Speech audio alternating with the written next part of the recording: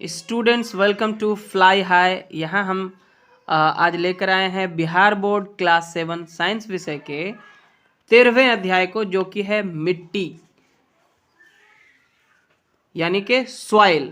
मिट्टी यानी के सॉइल। इससे पहले के जो वीडियो लेसन्स हैं वो ऑलरेडी अपलोड हो चुके हैं। अगर आप इनमें से कोई भी चैप्टर देखना चाहते हैं और इसके सभी प्रश्नों का उत्तर जानना चाहते हैं तो आप चैनल के प्लेलिस्ट में जाएं।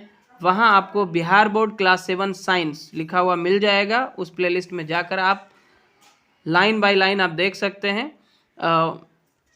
इस प्लेलिस्ट में जाकर आप चैप्टर वाइज वीडियो लेसन्स देख सकते हैं और चैप्टर के अंत में सभी अध्यायों का जो है प्रश्न और उत्तर दिया गया है। तो आज जो हमारा अध्याय है वो है मिट्टी यानी कि सॉइल।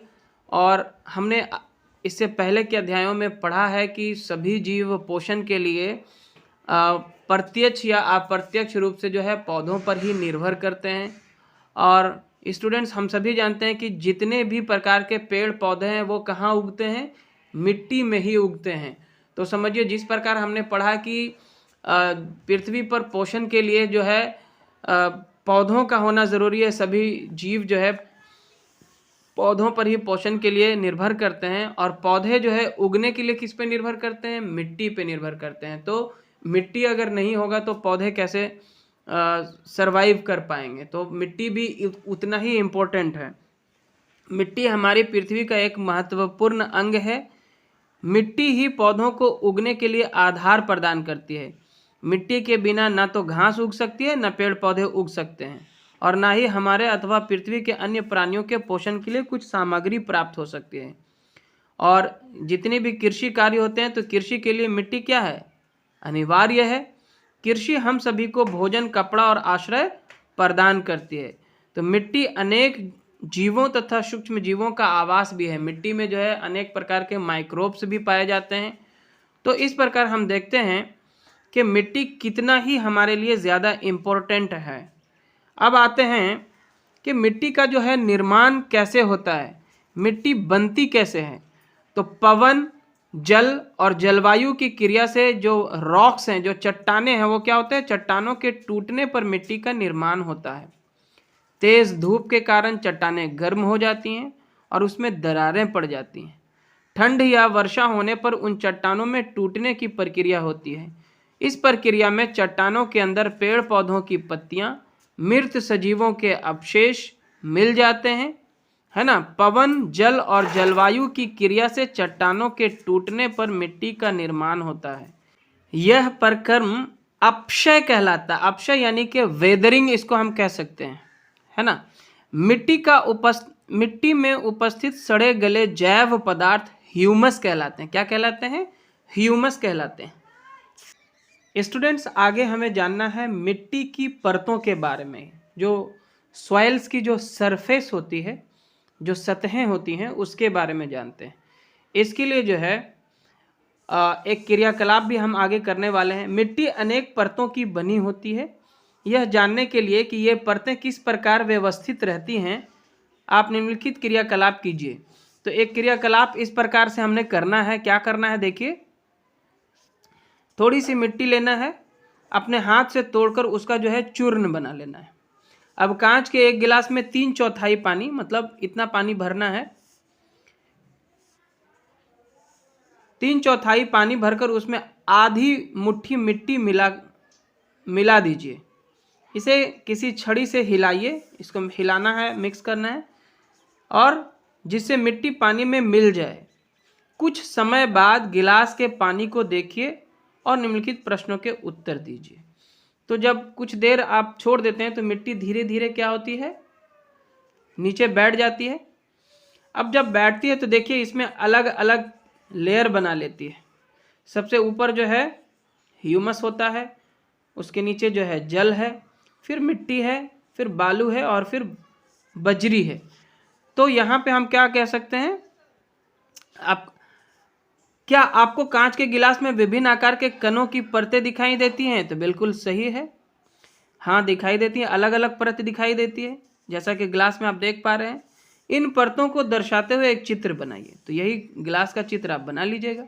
चलिए, क्या जल में कुछ मृत अथवा सड़ी गली पत्तियों के टुकड़े अथवा अवशेष तैरते दिखाई दे रहे हैं? जी हाँ, जो ह्यूमस के रूप में सबसे ऊपर में दिखाई दे रहा है। ठीक है ना। चलिए आगे हम देखते हैं कि किसी इमारत की नींव खोदते समय, जब किसी बिल्डिंग को बनाने से पहले जो उसका बेस खोदा जाता है नीचे बेस बनाने के लिए, है ना, उस सड़कों के किनारे अथवा तालाब खोदते समय किनारों की मिट्टी को ऊर्ध्वाधर काट को देखिए, मतलब नीचे से ऊपर की ओर मान लिया जाए कि कोई गड्ढा खोदा जा रहा है, तो जब हम उस गड्ढे के खोदने वाले सतह को देखेंगे आपको मिट्टी के विभिन्न प्रकार की परतें दिखाई देंगी। प्रत्येक परत गठन, रंग, गहराई और रासायनिक संगठन में भिन्न भिन्न होते हैं। देखेंगे ऊपर से थोड़ा दूरी तक कोई अलग कलर है, फिर उसके नीचे कोई अलग कलर है, फिर इस तरह से दिखेगा। उसकी बनावट में भी फर्क दिखेगा, रंग में भी फर्क दिखेगा। हम सामान्यतः मिट्टी की ऊपरी परत को देखते हैं। सबसे ऊपरी परत गहरे रंग की होती है। गहरे रंग की होती है क्योंकि यह ह्यूमस और खनिजों से समृद्ध होती है। ह्यूमस मिट्टी को क्या बनाते हैं? उर्वरा बनाते हैं और पादपों को पोषण प्रदान करते हैं। ठीक है ना, उपजाऊ बनाते हैं, फर्टाइल बनाते हैं। यह परत सामान्यतः मृदु, संरंध्र और अधिक जल को धारण करने वाली होती है। इसे शीर्ष मिट्टी कहते हैं, टॉप सॉइल जिसको हम कह सकते हैं। छोटे पौधों की जड़ें पूरी तरह से यह शीर्ष मिट्टी में ही रहती है क्योंकि इनकी जड़ें ज्यादा बड़ी नहीं होती। चलिए, शीर्ष मृदा के नीचे की परत में ह्यूमस कम होती है। जो दूसरा लेयर होता है इसका, उसमें ह्यूमस कम होती है लेकिन खनिज अधिक होते हैं। यह परत सामान्यतः अधिक कठोर और अधिक घनी होती है। इसे मध्य परत कहते हैं, सब सॉइल जिसको हम कहते हैं। तीसरी परत जो दरारों और विद्रोह मुक्त चट्टानों के छोटे ढेलों से बनी होती है, इस परत के नीचे आधार शैल होते हैं। ठीक है ना, जो कठोर होता है और इसे कुदाल से खोदना कठिन होता है। अब आगे हम जानते हैं, इस प्रकार यहाँ पे चित्र के माध्यम से आप देख सकते हैं मिट्टी की परतें जो होती हैं लेयर वाइज दिखाई जा रही है। सबसे नीचे जो है देखिए रॉक्स आपको दिख रहे हैं, चट्टान दिख रहे हैं, है ना। चलिए इस आगे बढ़ते हैं, हम मिट्टी के प्रकार को जानते हैं। मिट्टी के प्रकार मतलब टाइप्स ऑफ सॉइल। तो मिट्टी अनेक प्रकार की होती है। किसी मिट्टी में बालू और चिकनी मिट्टी का अनुपात उस मूल चट्टान पर निर्भर करता है जिससे उसके कण बने हैं। अभी हमने पढ़ा है कि चट्टानों के टूटने फूटने से ही मिट्टी बनती है। मिट्टी में पाए जाने वाले चट्टान के कणों के आकार पर मिट्टी को वर्गीकृत किया जाता है। यदि मिट्टी में बड़े कणों का अनुपात अधिक होता है, ज़्यादा बड़े कण होते हैं, तो वह बालुई मिट्टी कहलाती है, यानी कि सैंडी सॉइल। यदि सूक्ष्म कणों का अनुपात अपेक्षाकृत अधिक होता है, ज़्यादा अगर छोटे छोटे कण हैं उसमें, तो इसे चिकनी मिट्टी कहते हैं, यानी कि क्ले सॉइल। यदि बड़े और छोटे कणों की मात्रा लगभग समान होती है तो यह दोमट मिट्टी कहलाती है, यानी कि लोमी सॉइल। ठीक है, चलिए आगे यहीं पे देख लीजिए, क्योंकि चैप्टर बहुत ज़्यादा बड़ा नहीं है। मिट्टी के कणों के आकार का उनके गुणों पर महत्वपूर्ण प्रभाव पड़ता है। जो प्रॉपर्टीज ऑफ सॉइल हैं, जो मिट्टी के गुण हैं, उस पे इन कणों, जो मिट्टी के कण हैं, इसका बहुत महत्वपूर्ण प्रभाव होता है। बालू के कण अपेक्षाकृत क्या होते हैं? बड़े होते हैं, आसानी से एक दूसरे से जुड़ नहीं पाते, अतः इनके बीच काफ़ी रिक्त स्थान होते हैं और ये स्थान क्या होते हैं? वायु से भरे होते हैं। यानी कि जो सैंडी सॉइल है, जो बलुई मिट्टी है, उसमें हवा की मात्रा क्या होती है? अधिक होती है। चलिए, बालू के कणों के बीच के स्थान में से जल की निकासी तेजी से होती है, अतः बलुई मिट्टी हल्की, सुवातित और शुष्क होती है। ठीक है ना। आगे हम देखते हैं कि चिकनी मिट्टी के कण छोटे होने के कारण परस्पर क्या होते हैं? आपस में जुड़े रहते हैं और इनके बीच रिक्त स्थान बहुत कम होता है। बलुई मिट्टी के विपरीत इनके कणों के बीच सूक्ष्म स्थान में जल रुक जाता है, अतः चिकनी मिट्टी में वायु कम होती है, लेकिन यह भारी होती है क्योंकि इसमें बलुई मिट्टी की अपेक्षा अधिक जल रहता है, जो मॉइस्चर है इसमें ज़्यादा होता है। चलिए आगे जानते हैं कि पादपों को उगाने के लिए, यानी कि पेड़ पौधों को उगाने के लिए सबसे अच्छी मिट्टी जो है वो दोमट मिट्टी होती है। दोमट मिट्टी यानी कि जो लोमी सॉइल होता है में ह्यूमस होती है। इस प्रकार की मिट्टी में पादपों की वृद्धि के लिए उचित मात्रा में जल धारण क्षमता भी होती है, जो पानी को जो सोखने की क्षमता होती है वो भी इसमें ठीक ठाक होती है। चलिए, क्या सभी प्रकार की मिट्टियों से खिलौने, बर्तन एवं मूर्तियां बनाई जा सकती हैं? इसका पता करने के लिए एक क्रियाकलाप करते हैं। स्टूडेंट्स, यहाँ पे क्या करना है, आपको एक क्रियाकलाप दिया गया है जिसमें आपको करना क्या है कि तीनों प्रकार की जो मिट्टी है, चिकनी, दोमट और बालुई मिट्टी के नमूने लेकर आना है और उन तीनों को अलग अलग पानी से मिलाकर क्या करना है, गीला कर लेना है। बहुत ज़्यादा गीला नहीं करना है। और उससे जो है अलग अलग, यहाँ पे जैसे बुक में दिया गया है, पहले गेंद बनाना है, फिर बेलन बनाना है और फिर उस बेलन की सहायता से जो है आपको फिर इस प्रकार का वृत्त भी बनाना है। ठीक है ना। तो आप देखेंगे कि चिकनी मिट्टी जो होगी, चिकनी मिट्टी से ये पूरा वृत्त ऐसा बन जाएगा, है ना। और जिससे दरारों वाला बनेगा, इस प्रकार का जिससे बनेगा, जो पूरा तरह से एक दूसरे को मिला नहीं पाएगा, तो वो मिट्टी क्या होगी, हल्की चिकनी मिट्टी होगी, है ना। तो इस प्रकार ये साबित होगा कि मिट्टी के बर्तन बनाने के लिए, खिलौने वगैरह बनाने के लिए चिकनी मिट्टी ही चाहिए होती है। अब आगे आते हैं मिट्टी के गुण, यानी कि प्रॉपर्टीज ऑफ सॉइल, इसके बारे में पढ़ते हैं। चलिए, तो सबसे पहला क्या है, मिट्टी में पानी होना। मिट्टी में क्या होता है, पानी मौजूद होता है, जिससे मिट्टी में क्या होती है, नमी होती है, मॉइस्चर होता है ना। आपने कभी कभी गर्मी के दोपहर में देखे होंगे, अगर आप गांव में रहते हैं तो जब आप दोपहर 12-1 बजे निकल कर खेतों की तरफ ध्यान देंगे, खेतों की तरफ देखेंगे, तो आपको लगेगा कुछ चमकता हुआ सा आपको दिखाई देगा। जो जिस टाइम लू चलता है ना, उस टाइम आप देखेंगे कि आपको दिखाई देगा कि कुछ हवा जैसा दिखाई देता है, कि कुछ वहाँ पे चमकीला सा दिखाई देता है। वो एक्चुअली क्या होता है, वो जो कंपन होते रहता है वो क्या होता है। आप कभी ग्रीष्म काल में किसी गर्म दिन की दोपहर में किसी खेत से होकर गुजरे हैं? संभवतः आपने देखा होगा कि जमीन के ऊपर की वायु चमकते हुए कंपन कर रही है। ऐसा क्यों होता है? क्योंकि मिट्टी के अंदर जो नमी होती है, मॉइस्चर होता है, वो जलवाष्प बन के गर्मी के कारण क्या होता है, उड़ता रहता है, जो हमें चमक के साथ दिखाई देती है। तो एक क्रियाकलाप यहाँ पे करने के लिए कहा जा रहा है कि एक आपको टेस्ट ट्यूब में क्या करना है, थोड़ा सा मिट्टी लेके इस टेस्ट ट्यूब को मोमबत्ती से यानी कि कैंडल से गर्म करना है। तो परखनली के ऊपर सिरे पर पानी की कुछ बूंदें आपको दिखाई देंगी। तो ये पानी की बूंदें यहाँ पे कहाँ से आएगी? ये जो मिट्टी के अंदर जो पानी था, जो मॉइस्चर था, वही फिर क्या हो रहा है, गर्म होने की वजह से वेपर बन के ऊपर की ओर जा रहा है, जो हमको दिखाई देता है। चलिए आगे हम यहाँ पे देखते हैं कि गर्म दिनों में मिट्टी से जल के वाष्पन के कारण ऊपर उठती जलवाष्प वायु को अपेक्षाकृत क्या करती है, सघन बना देती है, और इससे सूर्य के प्रकाश के आवर्तन के कारण मिट्टी के ऊपर की वायु हमें कंपन करते हुए चमकीली दिखाई पड़ती है।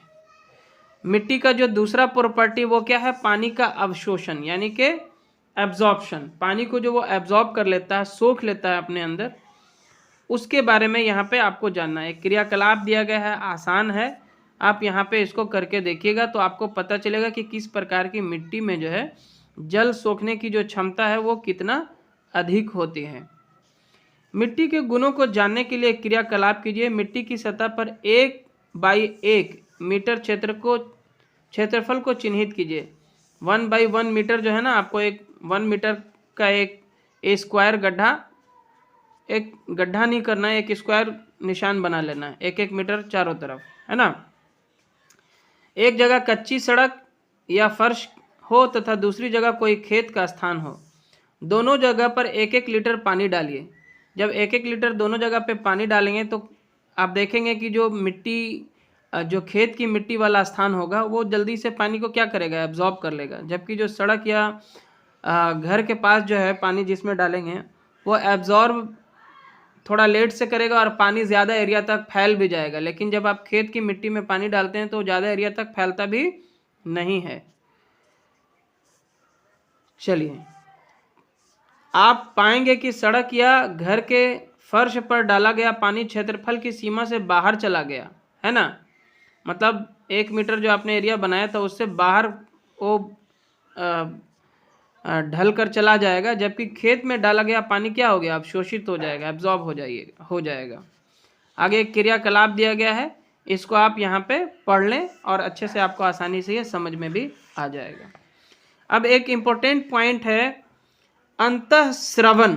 अंतःस्रवन के बारे में हम जानते हैं, जिसको हम इनफिल्ट्रेशन कहते हैं। जो पानी ज़मीन पे पड़ने के बाद जो मिट्टी उसको सोखती है उसी को हम कहते हैं अंतःस्रवन। तो अंतःस्रवन क्या होती है, जल के मिट्टी में अंतःस्रावित होने में लगने वाले समय के आधार पर अंतःस्रवन दर की गणना जो है इस प्रकार हम कर सकते हैं। अंतःस्रवन दर मिलीलीटर प्रति मिनट में। ये कैसे आप निकालेंगे, जल की मात्रा जो है आपका मिलीलीटर में होना चाहिए। जैसे 1000 मिलीलीटर या 500 मिलीलीटर, मान लिया जाए आधा लीटर पानी, ठीक है ना।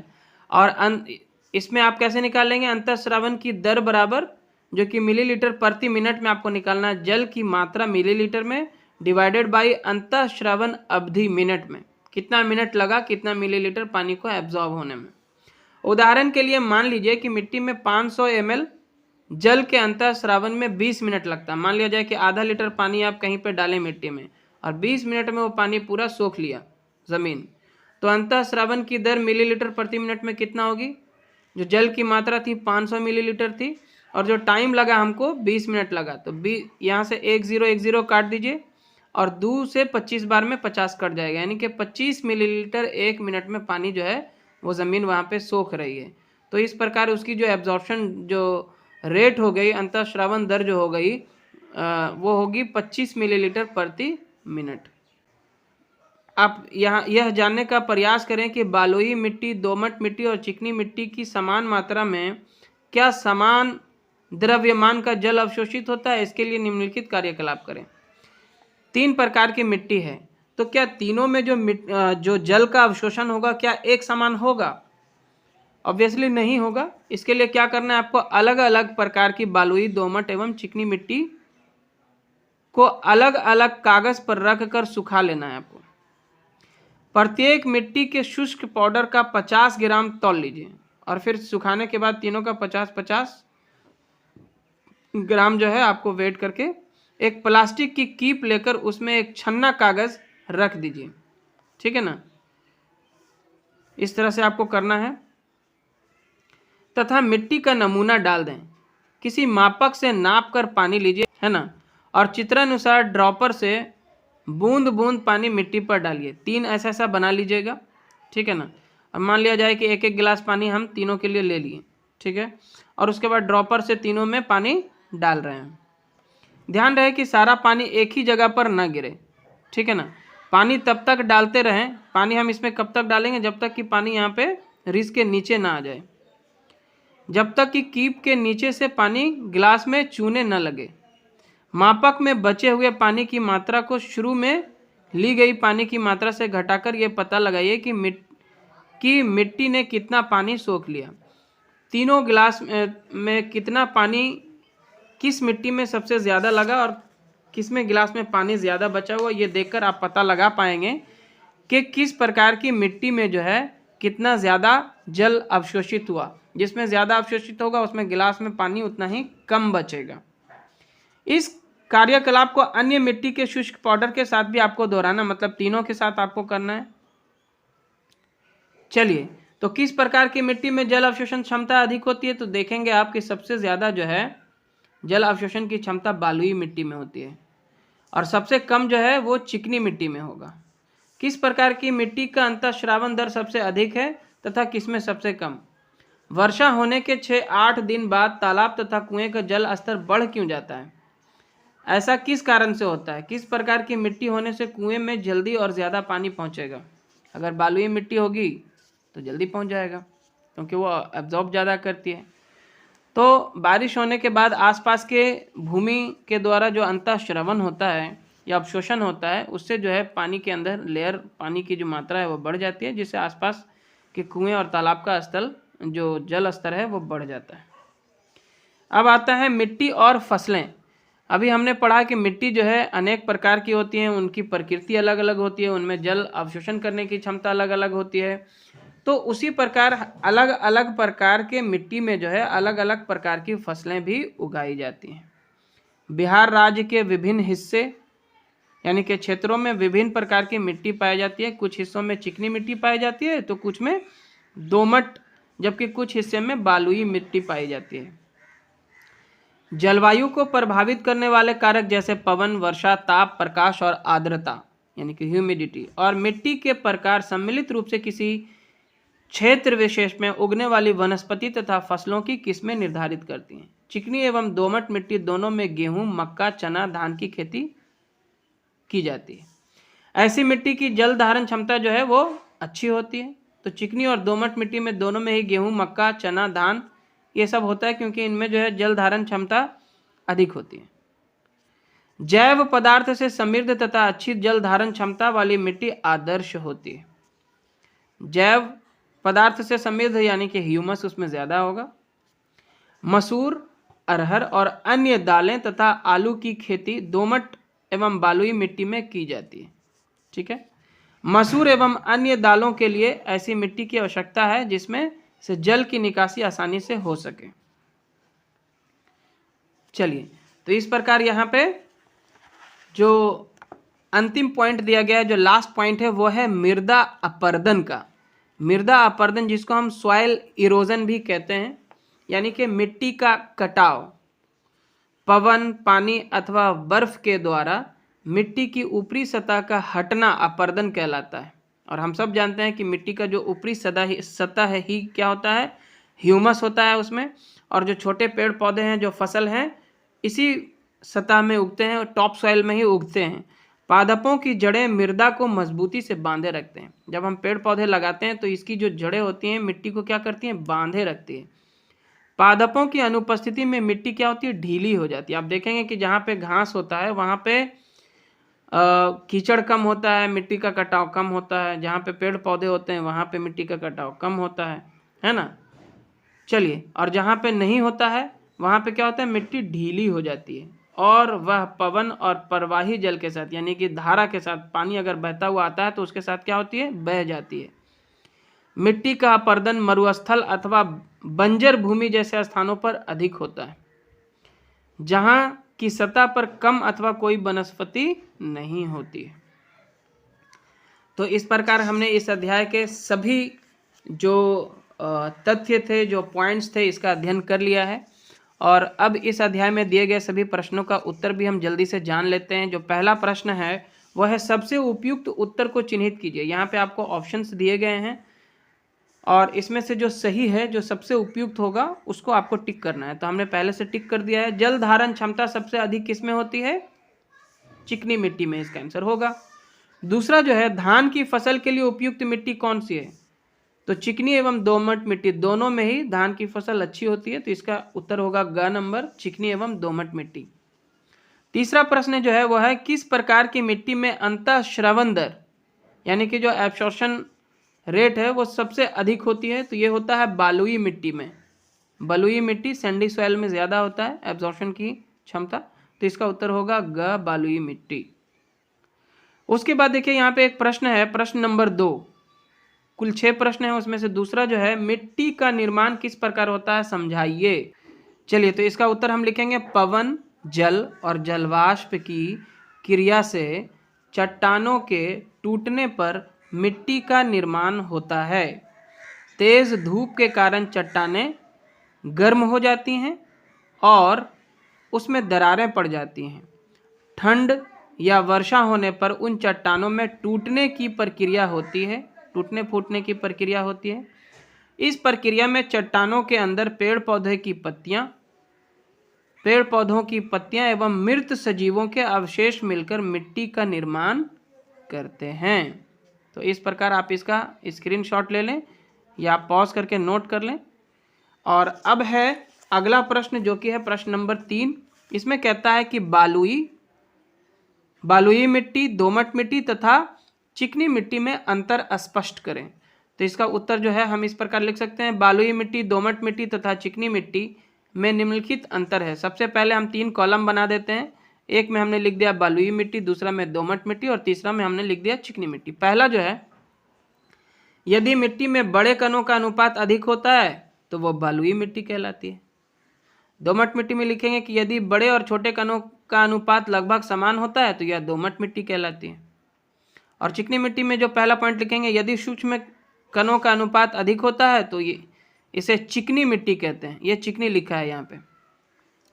चलिए, एक पॉइंट हो गया। दूसरा जो अंतर हम लिखेंगे इसके बीच में, वो इस प्रकार लिख सकते हैं। दूसरा, इनके बीच काफ़ी रिक्त स्थान होती है। किसमें? बालुई मिट्टी में इनके बीच काफ़ी रिक्त स्थान होते हैं जिनमें वायु भरी होती है। दूसरा में लिखेंगे, इनके बीच रिक्त स्थान बालुई मिट्टी की अपेक्षा थोड़ा कम होती है।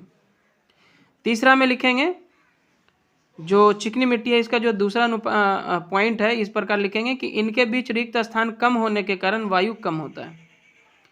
चलिए, और भी पॉइंट लिख सकते हैं। पानी एब्जॉर्ब करने का जो पॉइंट है वो लिख सकते हैं।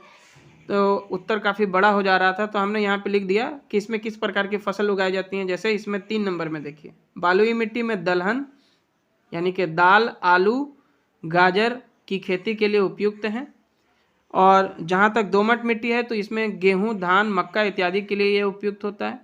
और चिकनी मिट्टी में भी वही है, गेहूँ, चना, मक्का इत्यादि के लिए यह उपयुक्त होता है। चलिए, तो आगे बढ़ते हैं प्रश्न नंबर 4 में। प्रश्न नंबर 4 क्या कहता है, ध्यान से देखिए।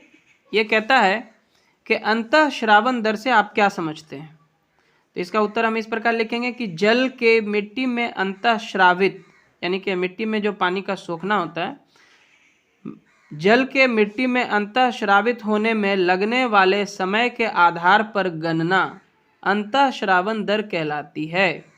अंतःश्रावण दर मिलीलीटर प्रति सेकंड में इस प्रकार होगी, जल की मात्रा मिलीलीटर में डिवाइडेड बाई बटा लिख सकते हैं आप अंतःश्रावण अवधि मिनट में। ठीक है, यह दर बालुई मिट्टी में सबसे अधिक और चिकनी मिट्टी में सबसे कम होती है।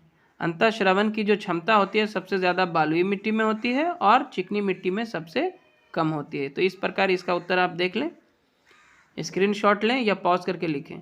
और जो अगला प्रश्न है वो है इस प्रकार, देखिए, जल धारण क्षमता से आपका क्या अभिप्राय है। अंतःश्रावण दर और जल धारण करने की क्षमता में क्या अंतर है। तो इस प्रकार हम इसका उत्तर लिख सकते हैं। जल धारण क्षमता पहले लिख लेते हैं। मिट्टी जल को रोके रखती है जिससे मिट्टी में नमी होता है। मिट्टी की जल को रोके रखने की क्षमता ही जल धारण क्षमता कहलाती है। चिकनी मिट्टी में जल धारण करने की क्षमता सबसे अधिक होती है। और उसके बाद जो हम लिखेंगे अंतःश्रावण दर, जल के मिट्टी में अंतःश्रावित होने में लगने वाले समय की गणना अंतःश्रावण दर कहलाती है। तो ये इस प्रकार आप इस प्रश्न का उत्तर लिख सकते हैं। और अब है अंतिम प्रश्न जो कि कहता है, प्रश्न नंबर 6 है, कहता है कि समझाइए कि मिट्टी के अपरदन तथा मिट्टी प्रदूषण को किस प्रकार रोका जा सकता है। मिट्टी के कटाव को या फिर मिट्टी में जो प्रदूषण है उसको हम कैसे रोक सकते हैं। तो इसका जो उत्तर होगा वो इस प्रकार आप लिखिए। चलिए, पॉइंट टू पॉइंट हम लिखते हैं इसका उत्तर। मिट्टी के अपरदन एवं मिट्टी प्रदूषण को रोकने के उपाय, पहला, अधिक से अधिक पेड़ पौधे लगाना चाहिए। पेड़ पौधे मिट्टी को मजबूती से बांधे रखते हैं। दूसरा, वनों की कटाई पर रोक लगना चाहिए। तीसरा जो है, रासायनिक खाद एवं कीटनाशक का कम प्रयोग होना चाहिए। तीसरा तो हो गया। चौथा में आते हैं, जैविक खाद एवं उर्वरकों के उपयोग को बढ़ावा देना चाहिए। ठीक है। पांचवा है, कूड़ा करकट इधर उधर ना फेंककर निर्धारित स्थान या कूड़ेदान में ही फेंकना चाहिए। तो इस प्रकार हम इस प्रश्न का उत्तर लिख सकते हैं। आप फिर से एक बार देख लें, मैं आपको दिखा देता हूं। पॉइंट टू पॉइंट यहाँ पे तीसरा पॉइंट तक आप नोट कर लीजिए, और उसके बाद फिर तीसरा के बाद 2 और पॉइंट हमने ऐड किए हैं। आप चाहें तो इन प्रश्नों के उत्तर में कुछ अपने ओर से भी कुछ चेंजेस कर सकते हैं, जो आपके माइंड में आता है कि इस तरह का होना चाहिए, जिससे आप मिट्टी के कटाव को या मिट्टी के प्रदूषण को रोक सकते हैं। तो आप खुद से भी इसका उत्तर लिख सकते हैं। सो स्टूडेंट्स, इस अध्याय में इतना ही। आई होप कि आपने इस अध्याय के तथ्यों को अच्छे से समझ लिया है और इसमें दिए गए प्रश्नों के उत्तर भी आपने नोट कर लिए हैं। तो अगर आपको ये वीडियो लेसन अच्छा लगा तो लाइक करें, अपने दोस्तों के साथ शेयर करें। चैनल को अभी तक सब्सक्राइब अगर आपने नहीं किया है तो प्लीज़ सब्सक्राइब कर लें। धन्यवाद।